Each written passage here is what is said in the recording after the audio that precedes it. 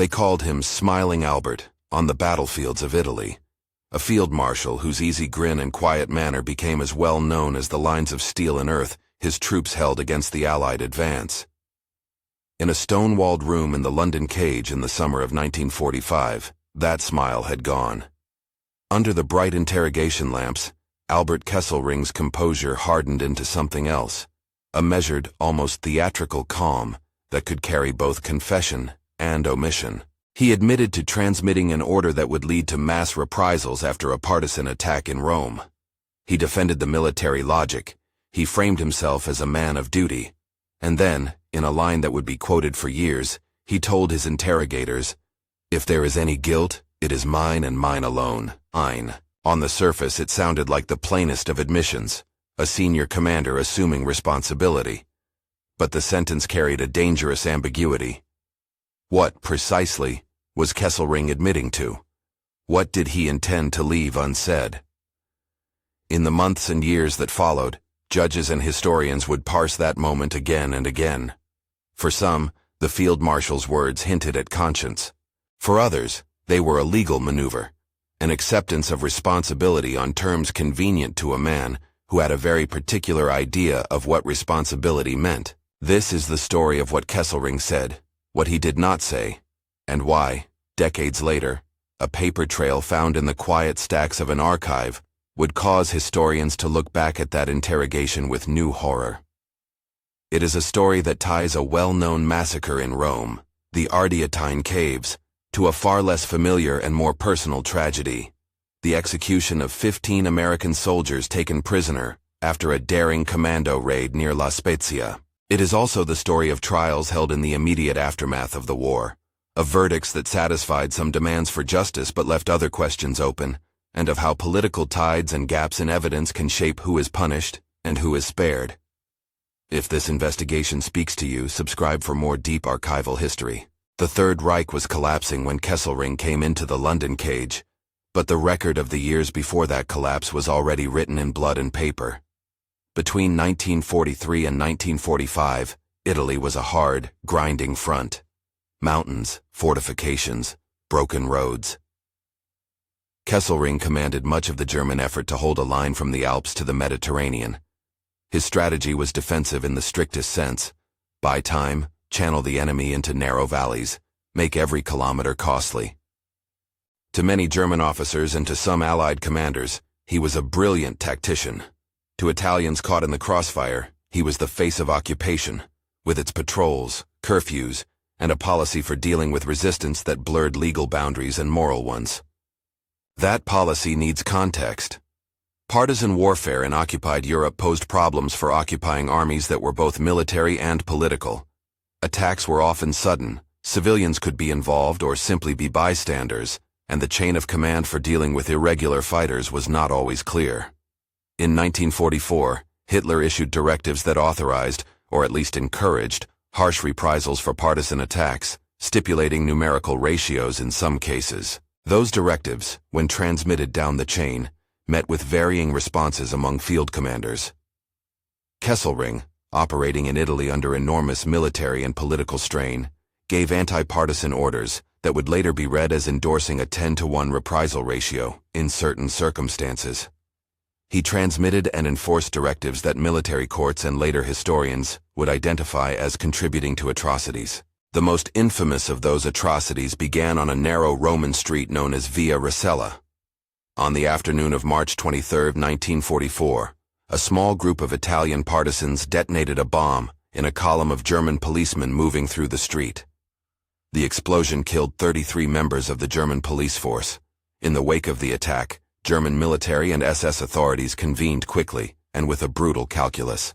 They had long treated reprisals as an instrument of deterrence.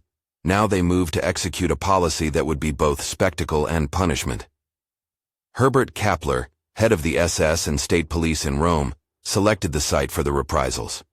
A complex of ancient caves just outside the city on the Via Ardeatina. There, in cold efficiency, a list of victims was compiled. It would include not only Italians suspected of partisan activity, but prisoners already in custody, political detainees, partisans, and tragically, Jewish prisoners who had been held by the Germans. The selection process is a subject of careful scrutiny in the trial records. Decisions made under pressure, at times by local authorities, at times under direct orders from higher up.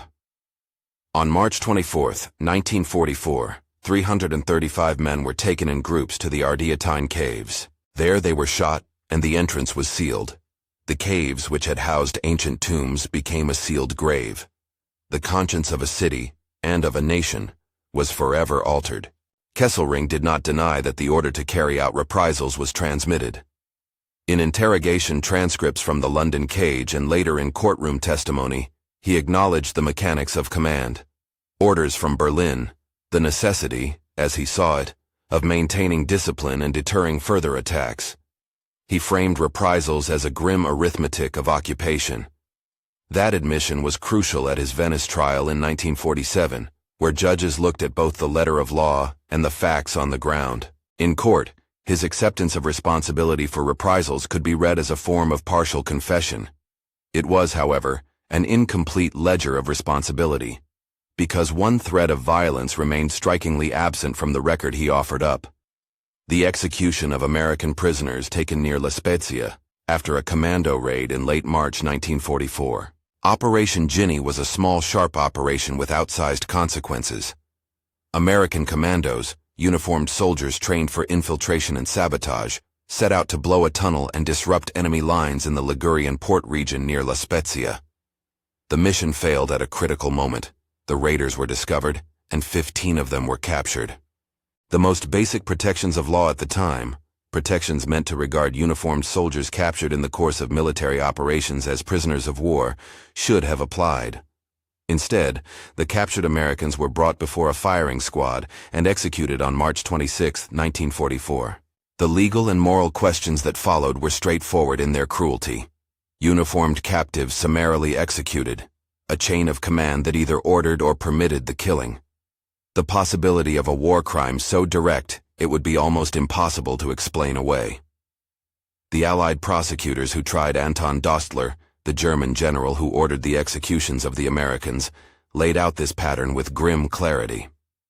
In the trial records of late 1945, Dostler's responsibility was established with evidence that was, in many respects, more conclusive than that available in the Ardeatine case. Dostler signed the execution order. Men under his command carried it out. He was convicted and executed by hanging on December 1, 1945. But the prosecution of Dostler left other questions open, particularly the role of superior commanders. Was Dostler acting alone in issuing the order? Was he following instructions from higher up? These are not academic queries in war crimes trials. They are the difference between punishing a single actor and holding an entire structure of command to account. The Allies, in the months after the war, had to decide how far to pursue those inquiries, amid a continent still in flames and new geopolitical pressures gathering on the horizon.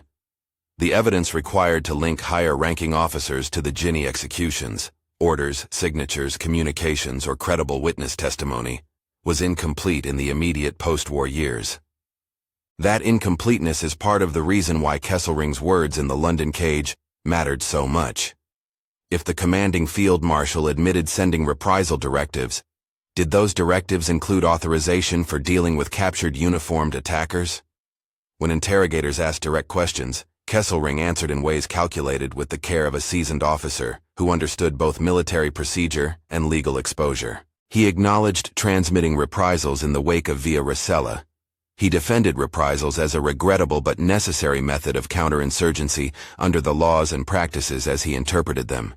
He insisted, in interrogation transcripts and later at Venice, that his role was that of a commander carrying out orders and trying to maintain control in an occupied theater.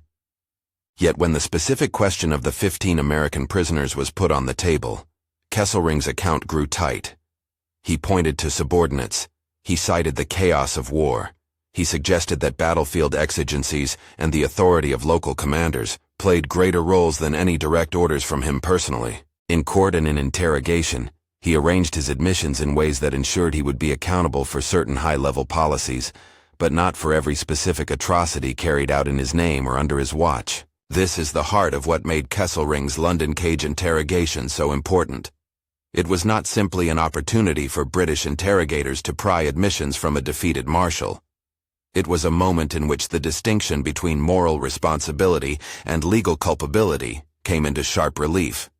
His statement, "If there is any guilt, it is mine and mine alone," was true in a narrow sense. He was the senior commander. It was also, for many observers, a convenient narrowing. By claiming sole culpability in principle, he could deny the particulars that would have implicated him in crimes like the Ginny executions, particulars that would require documentary proof to overturn. The Italian campaign itself provided fertile ground for these kinds of legal and moral gray areas. From Monte Cassino to the Julian Alps, German commanders faced an enemy pushing through mountainous terrain coupled with a resilient partisan movement that targeted both occupiers and collaborators. The military calculus, slow the Allied advance, deny resources, hold key terrain, collided repeatedly with the question of how to treat civilians and irregular foes.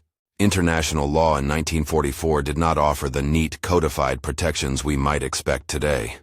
The Geneva Conventions existed, but their reach and enforcement were inconsistent. Nuremberg principles were still being defined as the Allies gathered evidence and negotiated legal frameworks. Reprisals, unfortunately, had a history as a crude instrument of occupation policy. The important legal distinction, which post-war tribunals would examine, was whether reprisals could ever justify the execution of prisoners or the systematic killing of civilians in retaliation for partisan attacks. For years after the war, the documents available to prosecutors and historians gave a partial account. The Ardeatine massacre had an obvious chain of culpability: Kapler's selection of victims, the transport to the caves, the executions.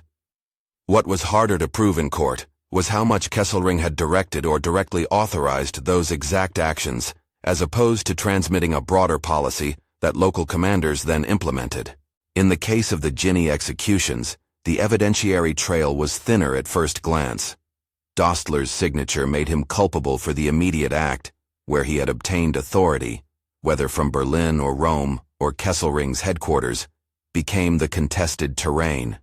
The difference between these two threads, one public and well-documented, the other quieter but no less grievous, shaped the post-war legal landscape. Kesselring's Venice trial in 1947 focused heavily on what could be proven in court. Judges examined testimony, orders, and the chain of command. They weighed the harsh arithmetic of reprisals against the protections owed to prisoners and civilians. In that trial, Kesselring was convicted. A death sentence was pronounced, then commuted to life imprisonment by the Allied authorities, and later reduced further in the context of changing political realities. He was released in 1952 and published memoirs in 1953 that recast his wartime service in terms he preferred.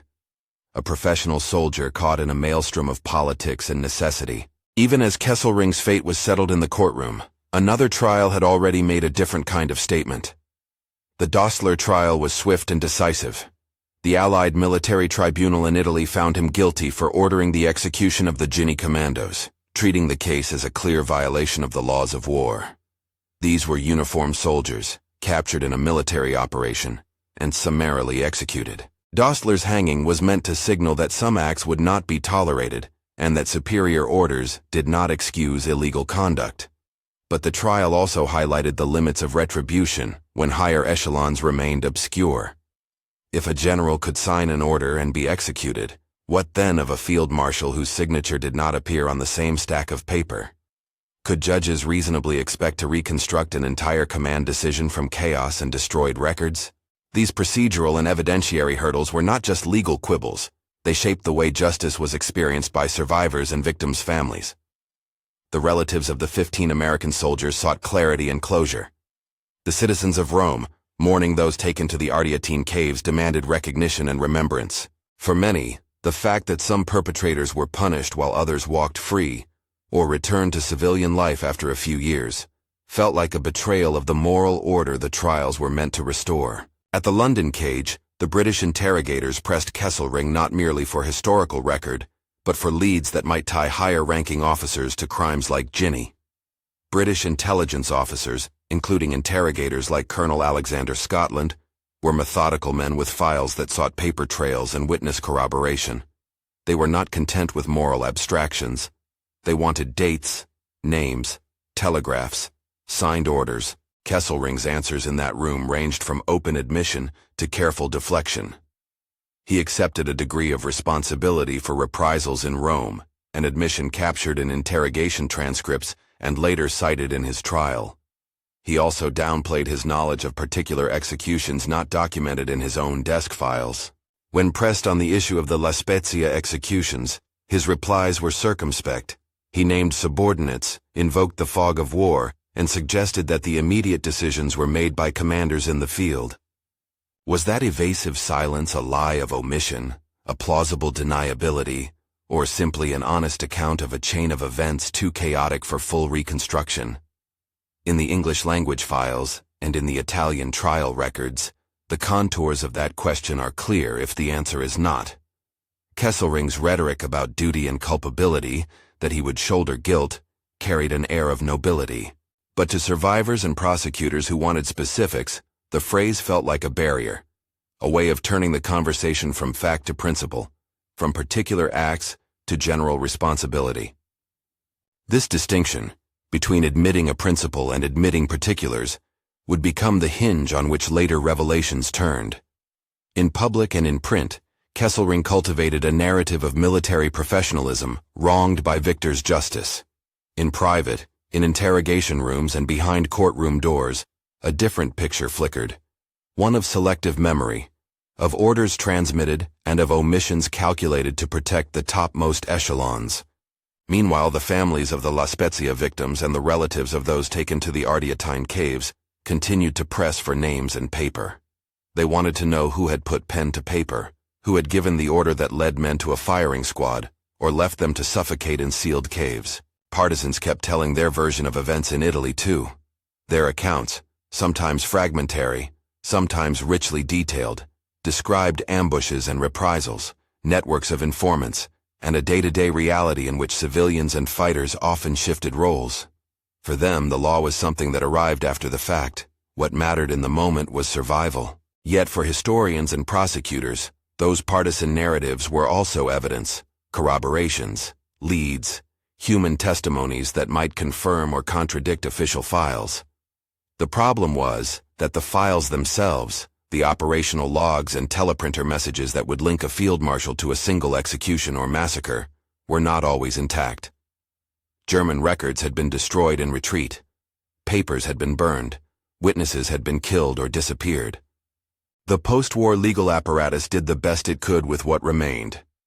Into this thicket of partial records and scorched archives walked Anton Dostler's prosecutors, and into it walked Kesselring's interrogators.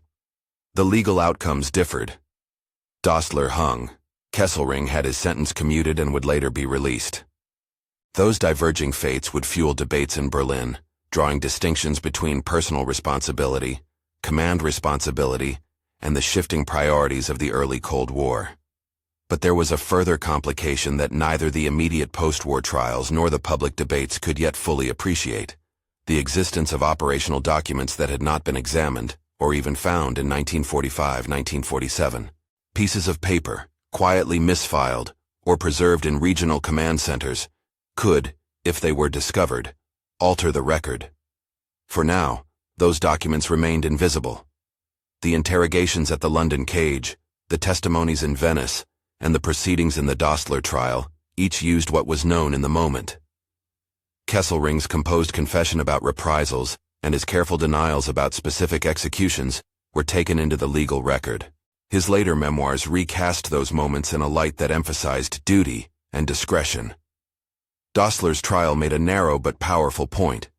Signing an unlawful execution order is a capital offense.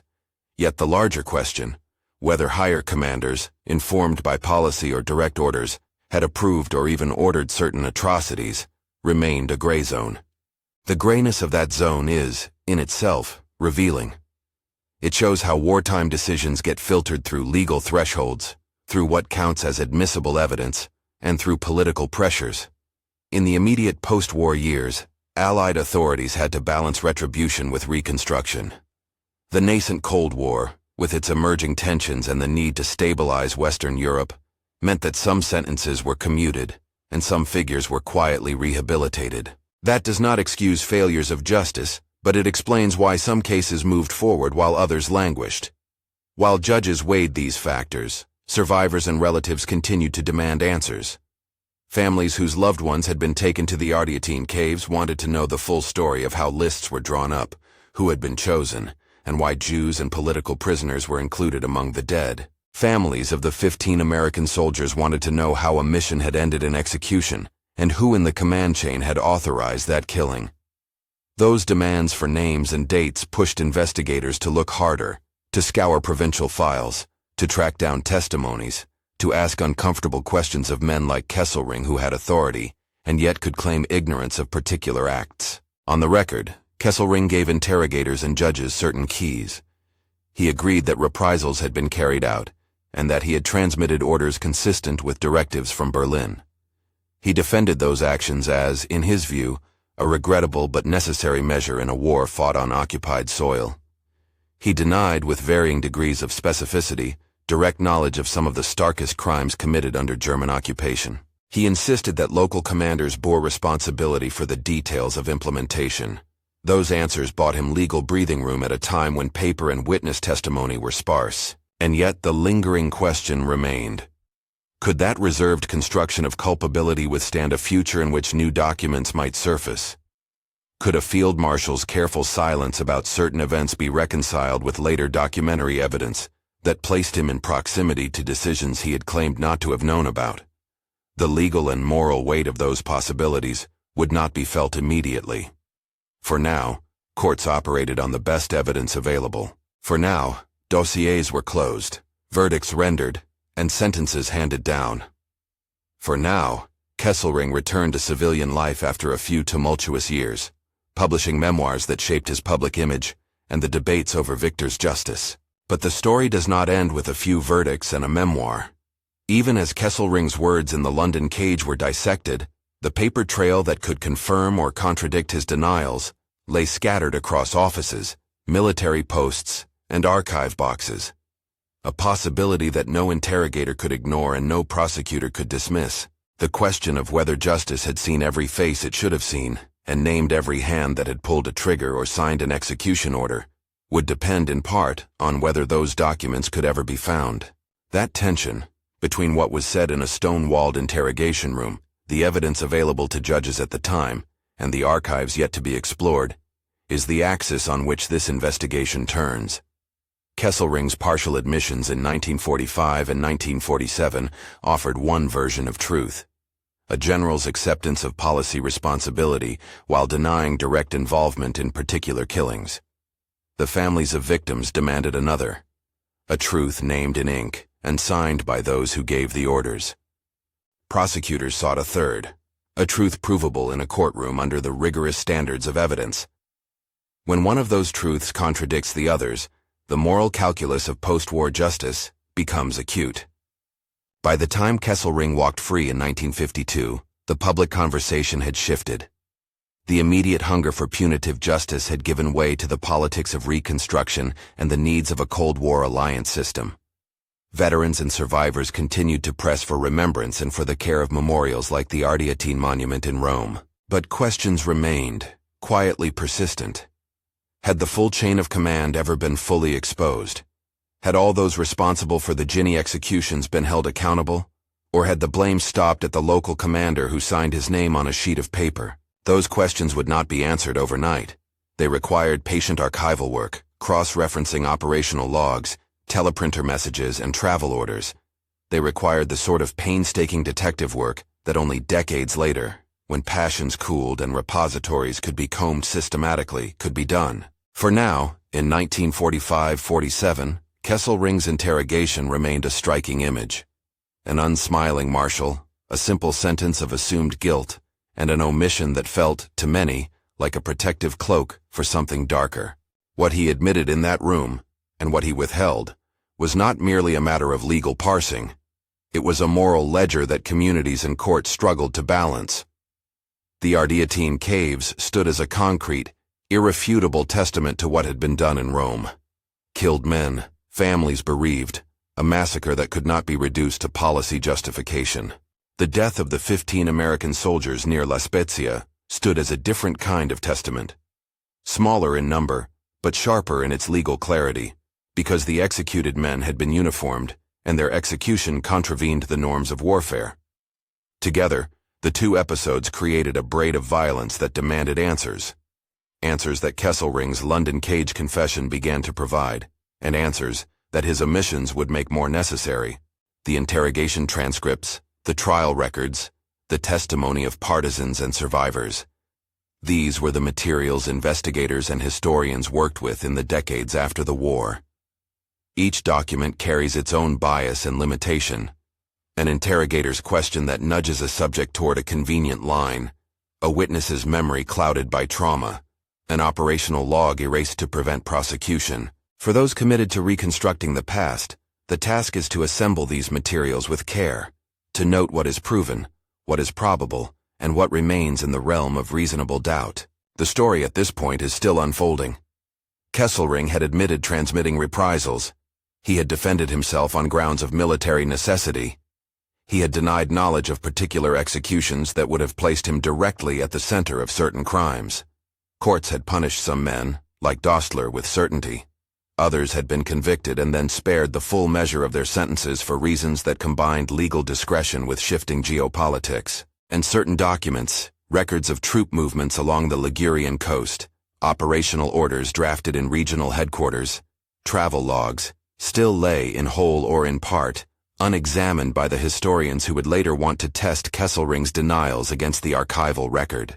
If one thing becomes clear in these early years of investigation, it is this. The truth of wartime culpability rarely fits comfortably into a single courtroom narrative. It is made, instead, from a collage of admissions and denials, signed orders and missing files, public proclamations and private silences. Kesselring's last interrogation in London was, in that sense, both a confession and a provocation. It confessed to the practice of reprisals, even as it left open the possibility that other, darker acts might be beyond its reach. It provoked a question that would haunt courts, families, and historians for decades. What do you do with a man who takes responsibility in principle, but refuses implicitly or explicitly to be tied to particular crimes that demand punishment? The answer to that question would not come from a single transcript or a single trial. It would take patient excavation of archives, the serendipitous discovery of documents misfiled or overlooked, and the willingness of researchers to follow paper trails into unexpected places. It would also require a willingness to sit with discomfort, to accept that legal outcomes sometimes reflect political choices as much as they reflect the fullness of available evidence. For now, the interrogation sits at the center of the story, a hinge on which the narrative turns. What Kesselring revealed, and what he managed to conceal, set the terms for the next chapters. Investigations that would follow the scent of paper, the re-examination of trials in light of new evidence, and, ultimately, a reassessment of how the highest levels of command are held to account in the aftermath of atrocity. In the small hours after his London interrogation, when the lamps had dimmed and the files were transported back to offices for later review, the immediate legal questions were clear. Who ordered which executions? Who signed orders? Who passed on directives from above? But the deeper ethical questions were less tidy. Could a single phrase of assumed guilt encompass the grief of hundreds and the blood of 15 American soldiers? Could a court sentence correct the moral imbalance created by years of occupation and retaliation? Those were not questions that British interrogators could answer on the spot. They were, instead, questions that would require generations of historians, archivists, and relatives to pursue. And so the investigation followed two lines in parallel. The public, legal line that produced trials and verdicts in the immediate aftermath of war, and the archival, detective line that would look for corroboration or contradiction in the quiet stacks of German, British, and Italian records. Each line had its limits, its moments of insight, and its shadows. The London cage had produced a sentence that both admitted and obscured. The Ardeatine caves and the executions near La Spezia had become fixed points demanding explanation, and the trials had made decisions that satisfied some needs for justice while leaving other needs unmet. As historians leaned into those files in publications and conferences through the late 20th century, they would keep returning to Kesselring's words, asking what he truly meant, and what the omissions in his account signified. The answer would ultimately emerge not from rhetoric, but from documents, the kind of small bureaucratic papers that rarely attract attention until someone turns them over and realizes their implications. Those discoveries, when they occurred, would change the conversation. For now, in the months and years after the war, the stage was set, an interrogation that admitted reprisal orders, a massacre that demanded accountability, the execution of men whose legal protections had been violated, and unanswered questions about who in the chain of command had authorized what. The story pauses here only to take a breath before it follows the paper trail into the archives, to where a retired physician and amateur historian would, decades later, pry open a drawer and find entries that put Kesselring on the Ligurian coast at a time and place that did not match his sworn alibi. That revelation, and the moral and legal tumult it would cause, begins with the facts already laid out. The orders transmitted from Berlin, the reprisals in Rome, the execution of the Ginny commandos, the trials that punished some but not others, and the interrogation in the London cage that both illuminated and obscured the responsibilities of command. What came next was not simply another chapter in a legal ledger. It was the slow, inexorable work of archival recovery, the rediscovery of documents that could not be dismissed as hearsay, and the re-examination of verdicts made in the immediate aftermath of war. It was work that would force historians to ask whether justice, as it had been meted out, had been complete, and whether the quiet places where paper rested might hold the key to answers that had been, for too long, in plain sight, but unread. The past, it turns out, keeps its receipts. The past, it turns out, keeps its receipts. Decades after the lamps in the London cage were extinguished and the judges in Venice rendered their verdict, a retired physician with a private passion for military archives began to follow one of those faint scraps of paper. Richard Reiber was not a professional historian by trade. He was a man who loved records, who believed that patient work in quiet reading rooms could still overturn accepted stories. In 1996 and 1997, Reiber turned through files in German repositories and found what no interrogator or post-war prosecutor had fully grasped: operational records, movement orders, duty rosters, teleprinter traffic, and regional command logs that placed Albert Kesselring and elements of his headquarters on or near the Ligurian coast at exactly the time the Ginny raiders were captured and executed. These were not dramatic signed execution orders with the ink of a field marshal on the bottom. They were, instead, the kind of small bureaucratic entries that historians prize because they are hard to fake and easy to misplace. Notations of travel, reports of command presence, operational messages acknowledging the arrival or oversight of higher headquarters in the La Spezia sector. Reiber's work, later made public in collaboration with German military historians, showed that records existed which contradicted the chronology Kesselring had offered under oath, an account in which he emphasized distance, delegation, and the chaotic exigencies of the front when he sought to displace culpability onto immediate subordinates. The discovery carried two immediate effects. First, it forced a re-examination of the London cage testimony and the Venice trial record.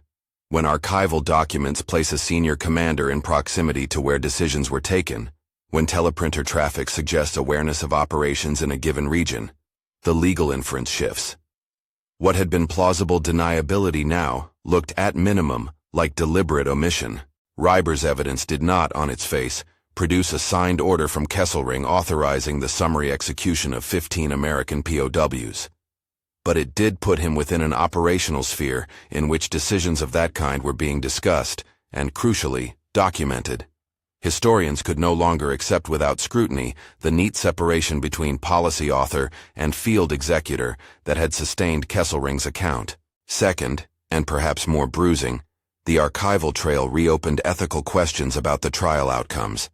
Anton Dossler's trial had ended in a clear, retributive justice, a general who signed the order for the Ginny executions and was executed for his crime.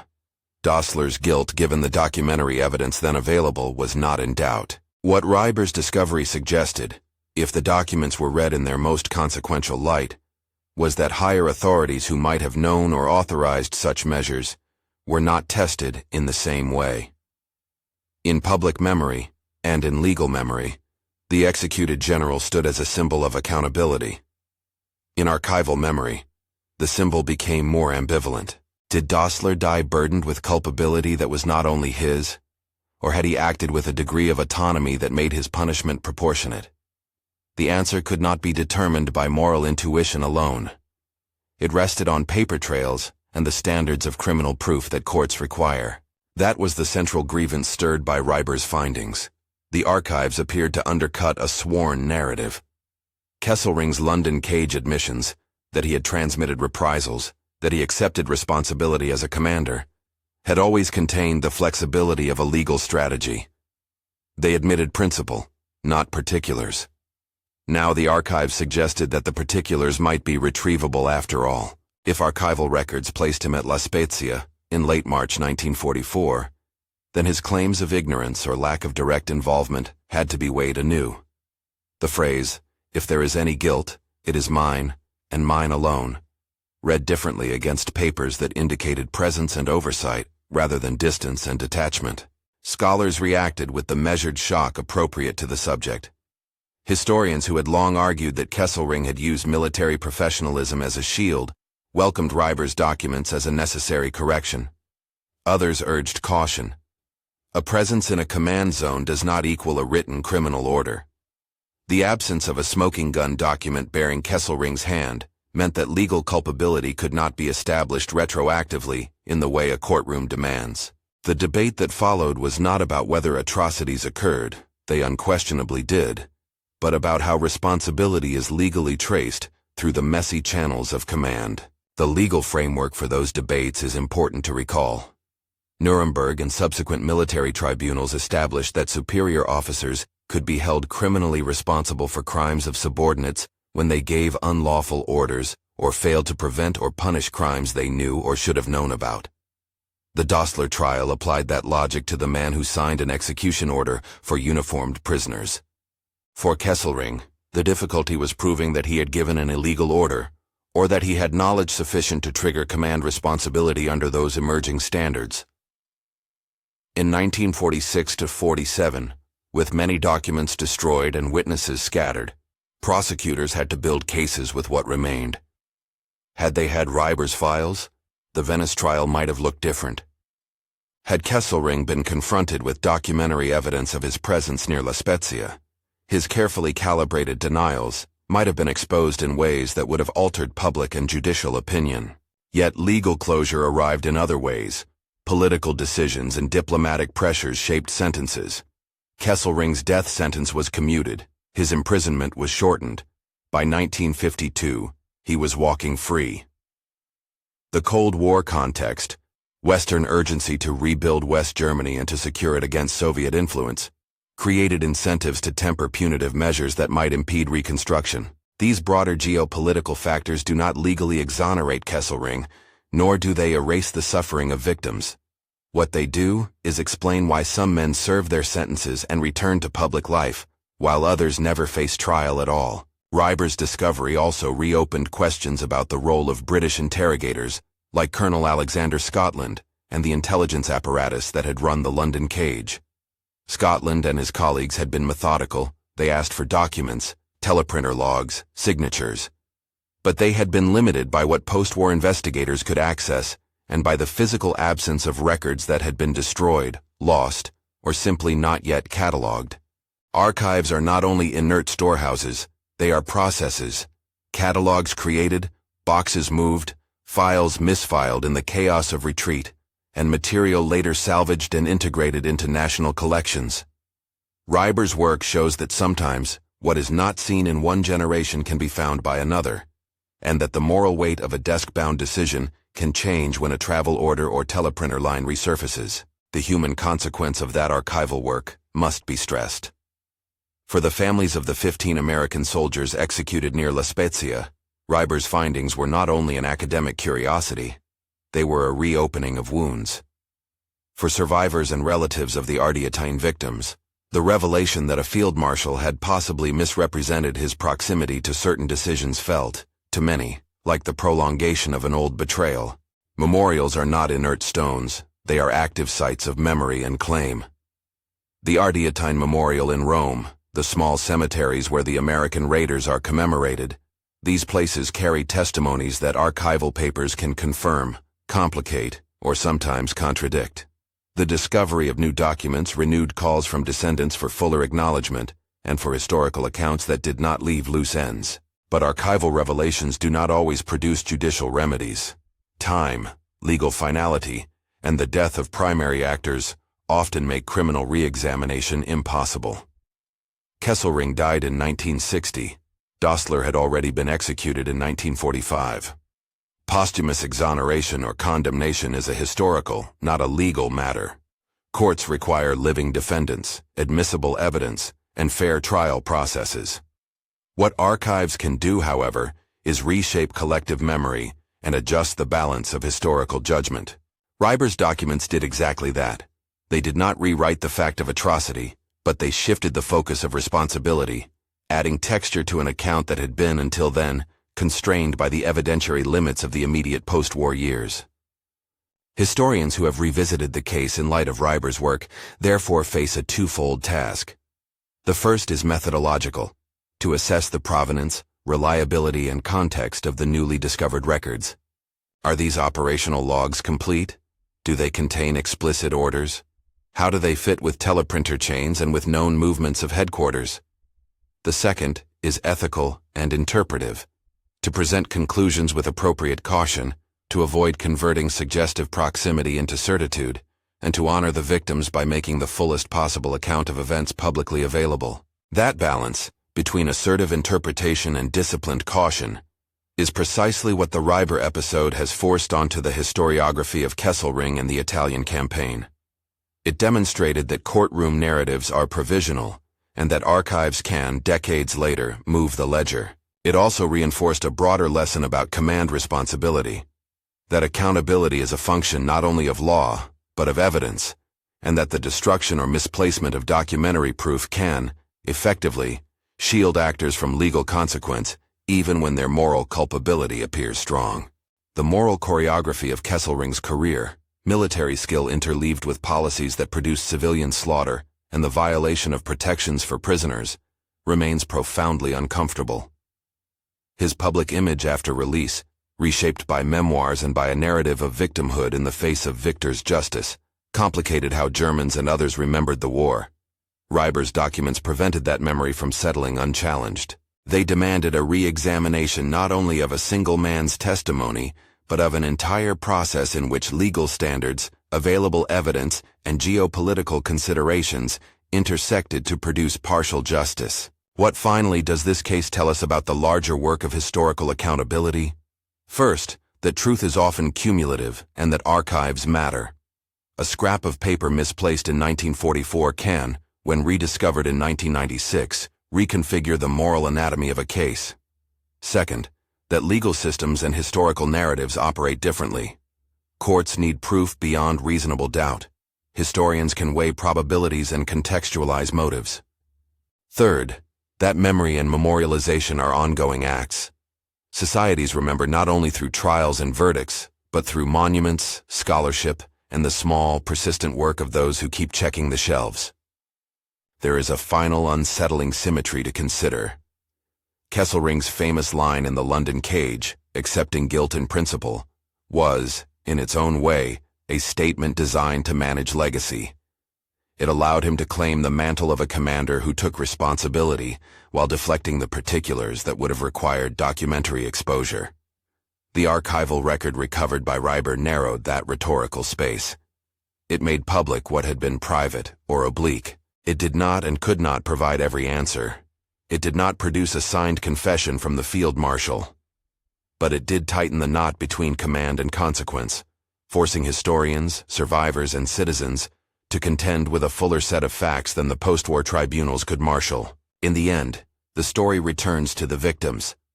The Ardeatine caves remain a sealed wound in the Italian landscape, their memorial a testament to the 335 men taken to their deaths.